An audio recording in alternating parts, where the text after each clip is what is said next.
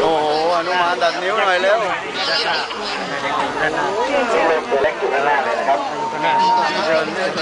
แดงนิดเชิญท่านนายอำเภอครับเชิญท่านผู้กำกับครับเชิญท่านผู้ตรวจราชการกระทรวงครับท่านรองผู้ว่าการจังหวัดท่านวัชระทิพิลาท่านประจังหวัดครับท่านสถาพรศรีภักดีครับท่านป้องกันบรรเทาสาธารณภัยจังหวัดเชิญครับอะไรบ้างทำไปลูกเจ้านายบอส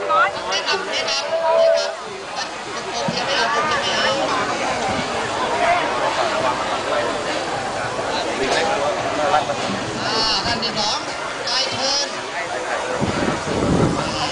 เอามาให้นักเรียนหน่อยที่จะมา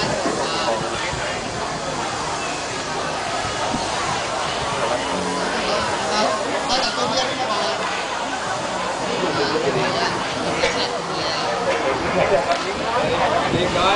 คนที่สองเตรียมจบเวลา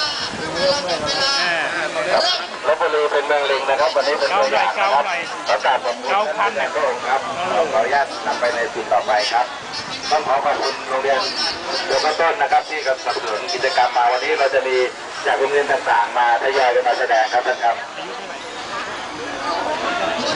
ขอบคุณ